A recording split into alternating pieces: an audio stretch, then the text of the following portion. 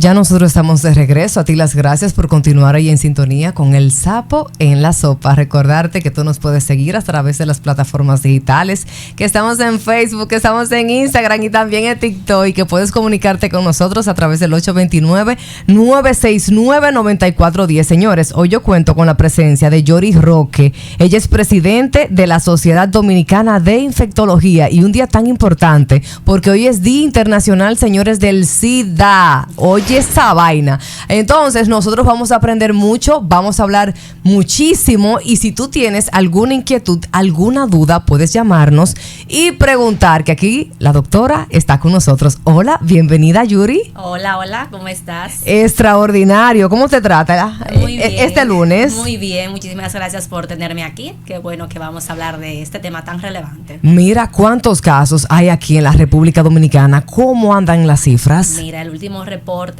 que se ha emitido Ajá. desde la Dirección de la Dirección de Control de Enfermedades Transmisibles en el Ministerio de Salud Pública habla de unos 79,000 y algo de casos, o sea, casi 80,000 casos de personas o pacientes que están siendo ya diagnosticados y que están en seguimiento. Y algo muy relevante que siempre me ha llamado mucho la atención y que han dicho mucho en cada vez que hacen los reportes es que casi la mitad de esos pacientes son nacionales haitianos que habitan en el país y que están recibiendo tratamiento o que están siendo seguidos por el programa. ¿Por qué tú entiendes que ha aumentado tanto la tasa de pacientes con el VIH aquí en la República Dominicana? No solamente VIH, también otras enfermedades de transmisión sexual. Y desde pandemia y después de pandemia, nosotros todos los infectólogos, independientemente de la sociedad y ya como sociedad, comenzamos a ver ese aumento de casos de enfermedades de transmisión sexual. Siempre nosotros hacíamos el comentario de que obviamente tantas restricciones en pandemia quizás llevó a o retomar algunas conductas de riesgo y sí, obviamente mucho e incluso muchas mujeres y sobre todo en edad joven, no pacientes ni muy añosos ni tampoco adolescentes, pero sí entre 25 35 años son la mayoría de los que son diagnosticados nuevos en los últimos meses. ¿Cómo tú ves la madurez del dominicano de confesar y ser honesto, de decir yo tengo VIH-Sida? Eso ha cambiado mucho. Gracias a Dios, ahora la gente tiene un poquito más de receptividad y acepta más fácil cuando tiene el diagnóstico. Y que acuda a un programa de atención también es mucho más fácil. Sí, todavía aparecen, obviamente, las personas que tienen ese temor de comentar. Por ejemplo, muchos pacientes que se guardan el diagnóstico o simplemente lo comparten con este solo médico que les atiende de manera directa y no quieren que de ahí salga la información. Entonces muchas veces hay un poco de trabajo porque obviamente cuando deben asistir a un programa mucha gente no quiere asistir porque ahí lo va a ver mucha gente y el estigma social que todavía se mantiene limita bastante. Pero sí, cuando uno conversa con los pacientes y le explica, obviamente al final uno le explica que uno entiende que es un diagnóstico fuerte, que no es algo muy sencillo, pero ya cuando uno tiene todas las herramientas que tenemos ahora para el tratamiento y que al final cuando se controla ya la infección, la persona vive como un paciente que no tiene la infección en sí. Entonces ya es un poquito más suave o más sencillo el seguimiento, pero hay todavía muchas barreras. Cuando yo era niña, yo escuchaba comentarios de adultos que fulano parece que tiene SIDA, físicamente no se ve bien. Actualmente, con los avances, ¿yo puedo detectar que alguien tenga SIDA con solo mirarlo? No. Nada, para nada, porque mira lo que pasaba antes, que es algo de lo que hemos estado hablando muy reciente. SIDA, que es justamente lo que mencionabas, que hoy es el Día Mundial del SIDA, es el síndrome de inmunodeficiencia adquirida, es cuando ocurre la infección por el VIH y avanza, o sea, es la enfermedad, es como una complicación o la evolución tardía o sin tratamiento de la infección. Entonces ahí vienen los estigmas, o sea, todo eso que tú mencionas, como que el paciente comienza a perder peso, se ve caquético, pierde el pelo y otras cosas que la gente antes asociaba a que tiene SIDA. Actualmente el paciente cuando es diagnosticado con la infección, yo pongo siempre el ejemplo del COVID. Tú recuerdas que cuando el COVID mucha gente se infectó y ni cuenta se dio, sí, y tuvo COVID. Entonces eso pasa ahora, mucha gente se puede infectar por el virus de inmunodeficiencia humana no lo sabe porque no hace ningún síntoma, pero si se hace la prueba por alguna razón, porque tiene una conducta de riesgo y ya sabe que debe hacerse la prueba cada X tiempo, o se va a hacer una cirugía o va a hacer alguna otra cosa y se hace una prueba, se detecta la infección, se inicia el tratamiento y se evita esa progresión, entonces ya no llega a lo que es el síndrome, o sea, a lo que es SIDA. Entonces ya no es así, tú puedes, cualquier persona caminando en cualquier lugar, puede haber personas o pacientes que viven con el VIH y tú nunca te vas a dar cuenta, nunca. Incluso el paciente se puede olvidar, comentaba con unos colegas en Puerto Rico de que muchos pacientes, si no tuvieran que tomar las pastillas, se olvidan de que tienen la infección porque no tienen ninguna sintomatología asociada. Hay pacientes que pueden poseerlo, realizarse analíticas y salir negativo. No, a menos que sean los primeros días o el primer mes hasta 3 meses desde que se infectó. Hay un tiempo que se llama el tiempo de seroconversión, es como desde que tú te infectas, en qué momento tu cuerpo crea una defensa contra ese virus, que ahí es que la prueba va a salir positiva, que es variable. Hay pacientes que, y hay pruebas ya, porque antes habían pruebas que había que esperar como hasta un mes. Hay pruebas que de manera muy temprana, en las primeras semanas, tú puedes hacer una prueba y te va a salir positiva. Pero en general sabemos que esas pruebas rápidas de sangre pueden tardar hasta 3 meses para hacerse positiva. Por ejemplo, si yo recibo un paciente que yo tengo una alta sospecha de que es una infección por el virus de inmunodeficiencia humana y la prueba está negativa, yo puedo hacer otra prueba más específica que se llama carga viral, que es la cantidad del virus que circula en la sangre, y ahí sí me puede detectar rápido, porque es como qué tanto del virus tiene el paciente en la sangre. Lo otro era la defensa que ha creado el paciente para el virus. Entonces yo puedo hacer un diagnóstico temprano con esa prueba, pero sí, la prueba de sangre, ya una vez el paciente está positivo, ya va a estar positivo toda la vida. Si tengo VIH-Sida y estoy embarazada, ¿mi hijo nace con el virus? No necesariamente. Sí, toda mujer que va a desea estar embarazada o que esté embarazada, se le hace la prueba, y hay tratamientos antirretrovirales que limitan bastante la transmisión vertical, o sea, que evitan que el niño esté o se contagie. Obviamente eso va a depender de muchos factores. Por ejemplo, una paciente que se diagnostica temprano, es una infección aguda y se le comienza el tratamiento y se logra controlar la infección, tiene mucho menos riesgo que una paciente que ya, vamos a poner que era una paciente VIH que lo sabía hace mucho tiempo, que abandonó su tratamiento, sale embarazada y esa cantidad del virus en la sangre va a estar muy, muy alta. Entonces el riesgo de que haya transmisión al bebé es mucho más alto. Pero eso lo podemos controlar si la paciente, por eso se le hace la prueba a todo el mundo, todas las pacientes se hacen sus pruebas del lugar y se puede controlar la infección. Tengo VIH-Sida, soy soltera. Vamos a poner un caso hipotético, señores. Entonces, si tiene que decir que es hipotético. Espera, claro, hay que aclararlo. Si tengo VIH-Sida y soy soltera, me enamoré locamente de alguien, pero yo no quiero infectarlo, pero quiero seguir mi vida, tener una familia, ¿qué puedo hacer para proteger a esa persona y también proteger a mis hijos? Es que eso es la realidad del asunto ahora mismo. La realidad es, muchos son los casos de parejas discordantes, así se llama, cuando hay uno de los dos que está positivo y el otro está negativo. Está demostrado científicamente por diversos estudios que cuando se logra controlar la cantidad del virus que está en la sangre, o sea, hay un resultado indetectable, que eso así se ve en la prueba del laboratorio, no significa que no lo tiene, sino que ya en la sangre no hay detección del virus, no puedes transmitirlo a otra persona aunque tú lo tienes. Entonces ahí no hay riesgo. Sin embargo, hay medicamentos altamente efectivos que también se le pueden proporcionar a esa pareja que está negativo para evitar la transmisión, que es lo que tenemos, que está muy en boga, quizás los han escuchado, que es la PrEP o profilaxis preexposición, que tenemos disponible en el país junto con el resto de las terapias antirretrovirales, y es un medicamento que la persona puede utilizar a diario para evitar contagiarse. Se le administra a personas con factores de riesgo y todo aquel puede buscarlo de manera gratuita. Entonces, definitivamente, yo lo único que le pido siempre a mis pacientes, trata de comunicarle a tu pareja, porque yo como prestador de salud, como tu médico, no puedo violar la discreción que tú tuviste de venir donde mí. No puedo decir a tu familia, mira, tiene este diagnóstico, siempre y cuando tú estás en tus cabales, como uno dice, que no hay nada que amenace tu vida. Pero siempre yo le pido, háblalo con tu pareja, ya eso obviamente es algo personal, uno trata de que rastree todos sus contactos, si tuvo muchos contactos sexuales en el último año, en los últimos 6 meses, para hacer pruebas, identificar a tiempo otras nuevas infecciones, pero eso se maneja perfectamente con las terapias que tenemos ahora. Porque hay personas que tienen VIH-Sida, se acuestan con algunos, no le pegan el virus, pero resulta que se acuestan con otros y sí se lo pegan. Sí, porque depende de múltiples factores. Recuerda, yo siempre pongo el ejemplo de, personalidades influyentes.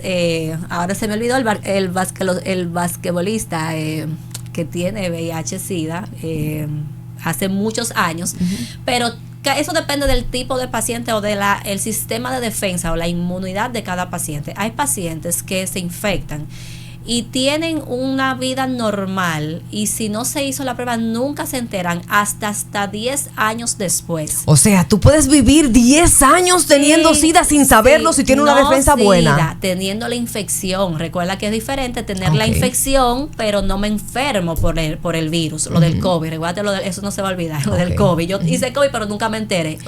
Tú tienes la infección, pero el virus está guardadito ahí, tú no hiciste ninguna enfermedad, ninguna manifestación asociada. Ya en promedio 11 años, que es lo que se llama ciclo natural del VIH, sí comienza tu inmunidad a bajar, y ahí puedes hacer infecciones que se llaman oportunistas o definitorias de SIDA. Pero hay otros pacientes que se infectan hoy y al mes hacen lo que se llama el síndrome retroviral agudo, que es como una gripe, y no por gripe uno se hace una prueba de VIH, pero era el VIH en ese momento. Y así hay pacientes que a los 3 meses, que al año, que a los 6 meses, depende mucho de la inmunidad, del sistema inmune de cada quien. Entonces tú me dices que el VIH no siempre se pega, pero el tema grave es cuando pasa a ser SIDA. Ahora bien, con un beso, ¿se puede infectar una persona con SIDA? Claro que no. Se transmite por contacto con sangre infectada, o sea, con sangre que tenga presencia del virus en ella. Y generalmente mucho virus, o sea, lo que se llama carga viral elevadas, muy altas. En la saliva, a menos que el paciente positivo tenga una lesión en la cavidad oral, tuvo un accidente, se cortó y obviamente sangró, puede haber contagio. Si tiene contacto otra persona y esa sangre entra a una mucosa, dígase, los ojos, en la cavidad oral o en la sangre, el torrente sanguíneo directamente. Pero ni beso, ni saliva, ni siquiera leche materna. O sea, eso está demostrado que se sigue la lactancia a pesar de que la madre sea positiva. Así que no, ni un abrazo, ni compartir una cuchara. Esas son cosas como estigmas. Obviamente sí compartir agujas, eso no se debe. Yo siempre le digo a los pacientes navajas de rasurado, por ejemplo, no compartirlas, por lo menos hasta que esté... eso nunca se debe compartir, eso es algo de personal, pero uno siempre, ¿verdad?, como que quiere pecar por exceso, porque no me lo dijeron. Pero no por cosas como esas. Doctora, y cuando un paciente con SIDA inicia un tratamiento de ortodoncia porque se sangra, se inflaman las encías, entonces, ¿cuál sería el seguimiento y el cuidado para no infectar a otros? Primero que todo, si tiene SIDA, el tratamiento de ortodoncia vamos a esperar, porque recuerda que SIDA es como la complicación más tarde del VIH. Entonces, si tiene SIDA, ya hay otras condiciones que definen lo que es SIDA, que hay que controlar antes de hacer tratamientos de ortodoncia o alguna otra cosa. Ya un paciente, una persona que vive con VIH, que está perfectamente en control de su enfermedad, se realiza una prueba, una ortodoncia, cualquier cosa, y no hay riesgo porque no tiene el virus en la sangre. Se hace la profilaxis que se hace a un paciente que no vive con el VIH, siempre y cuando, como dije, está controlada la infección. Entonces, el tema del tratamiento, estamos hablando de que en su mayoría lo están recibiendo aquí en la República Dominicana. En cuanto, entonces, ¿cómo sería el seguimiento o el procedimiento para esos pacientes aplicar y recibir el tratamiento? Muy fácil, súper sencillo, y sobre todo porque es gratis. Tú sabes que a nosotros los dominicanos nos encantan las cosas que es gratis. Siempre yo les dejo claro a los pacientes, en el país tenemos 2 opciones. Una que es el programa de las personas que viven con el VIH, que son medicamentos subsidiados por el Estado. Ya allí, cuando un paciente entra, se detectó una nueva infección, el paciente es referido por su médico cabecera, su infectólogo, se le da consejería, o sea, se hace seguimiento y se pone el tratamiento antirretroviral. Ya hay un seguimiento cercano, que es donde además de todo lo que es el examen físico y demás, se hacen las pruebas del lugar también de manera gratuita. Todos los medicamentos que amerita se le dan de manera gratuita en el programa. La otra opción es a nivel privado, obviamente, que no todos los pacientes, todas las personas tienen accesos, porque no tenemos un tratamiento, el medicamento yo no puedo dárselo de manera gratis, tampoco yo lo tengo, yo no lo distribuyo, tendría que comprarlo con diferentes distribuidores, pero hay disponibles en el país para aquellas personas que no o tratan de evitar ir a un programa, por lo que hablamos antes, pero uno siempre trata de que estos pacientes vayan a los programas porque el seguimiento es bastante bueno, además de que hay captado ya cuáles son los pacientes que están viviendo con el VIH. Y el rango de precios para aquellas personas, por ejemplo, que no se van por la parte de las fundaciones y las ayudas. Son costosos realmente. El rango oscila entre 5,000 pesos a 10,000, 11,000 pesos y son medicamentos que no pueden faltar. Por ejemplo, cuando un paciente comienza a tratarse, yo le digo, mira, mejor que falte pasta de dientes en tu casa y no puede faltar ese medicamento. No es de que tú puedes esperar que se acabó y lo voy a comprar, no, es que cuando se está acabando ya el otro debe estar. Entonces por eso no es tan fácil, a veces para nosotros, imagínate con un país donde el sueldo mínimo casi es el sueldo mínimo de cualquier persona, o le sobraría muy poquito para lo demás, asegurar tener ese medicamento.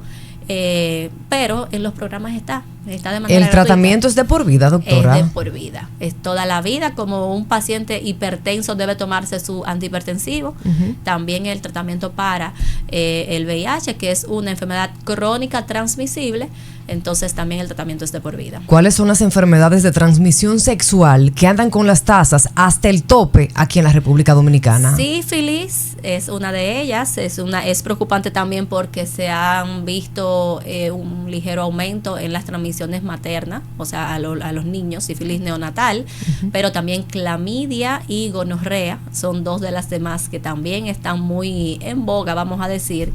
Y sin dejar atrás los herpes, que increíblemente en mi un poco más de 10 años de experiencia, yo casi nunca había visto herpes genital, y debo decir que este año los he visto todos, lo que ya me retribuye en los años anteriores.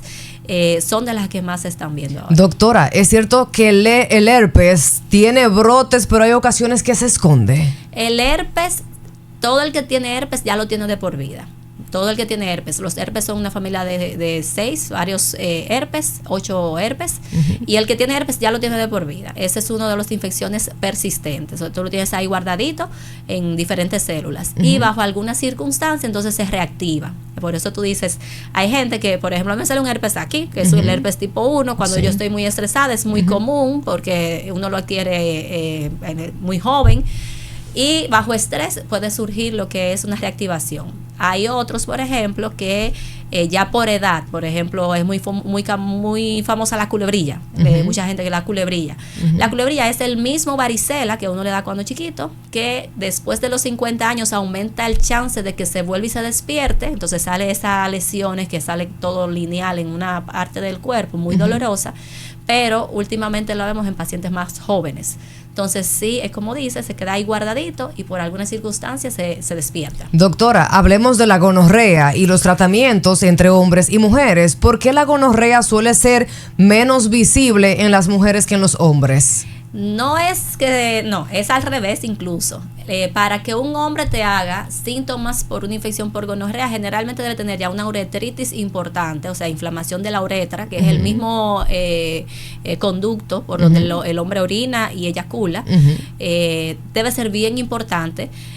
A diferencia de la mujer es más fácil que haga síntomas, que presente un flujo característico. Cuando hablo de visible es que se vea, doctora. Sí, por eso digo, el flujo característico es más común verlo en las mujeres. Okay. Porque nosotros anatómicamente, o sea, es más fácil por diferentes razones. El hombre, como tiene ese conducto que tiene unas secreciones que protegen allí, es más, tiene que ser bien severa, bien moderada, severa para que haga síntomas, o sea, que presente ese flujo. Mientras que las mujeres, que somos más asiduas a ir al médico, a que tenemos una infección y eso, inmediatamente vemos un flujo y vamos a tomar conducta. Entonces, es más común verlo en mujeres. Doctora, una mujer que tenga gonorrea y está locamente enamorada de un hombre, pero no quiere infectarlo, ¿cómo debe trabajar esa situación? Es muy fácil porque la gonorrea se sana con un medicamento, una sola dosis. O sea, es súper sencillo el tratamiento. Lo que sí debe tener pendiente todo el mundo es que una vez uno diagnostica gonorrea, uno va como los SUA a buscar las otras. Porque así como hay gonorrea, que es de infección de transmisión sexual, pueden haber otras no manifestándose. Imagínate VIH, por ejemplo, se infectó, pero nadie le hizo la prueba. Entonces, el tratamiento de gonorrea es muy sencillo, es muy fácil. Se hace una sola dosis de un medicamento. Si hay también clamidia, que suelen ir como hermanitas ellas, una de la mano de la otra, pues también el tratamiento es muy sencillo. Y ya después de ahí, ya la paciente no va a contagiar a su pareja. Doctora, ¿cuándo se le hace un congelado a la mujer por alguna infección de transmisión sexual? El congelado, vamos a decir que es más común en papiloma. El virus del papiloma humano, que se asocia a cáncer cervical y otros tipos de cáncer, también es uno de esos que producen infecciones persistentes. Es decir, después que la paciente está infectada, ya hay un riesgo de que desarrolle una cáncer de cualquier tipo ya en esas áreas, y generalmente entonces en esos casos se puede hacer no solamente congelado, sino otras técnicas para eliminar las células que están infectadas ahí a nivel vaginal. ¿Y con qué frecuencia se realiza? No, una vez, entendí ya. Una vez. Y ya esa persona entonces no debe tener ninguna complicación a futuro. No debería, pero puede pasar porque el virus está ahí, su genoma, o sea, el virus ya se quedó ahí. No, lo que hace es que elimina las células que están infectadas ahí en la superficie, pero si lo que está más adentro puede recurrir más adelante. ¿Cuál es el reto más grande que ustedes han enfrentado en los últimos años como sociedad de infectología? Yo creo que sería el COVID. Esa respuesta ni la tengo que pensar mucho,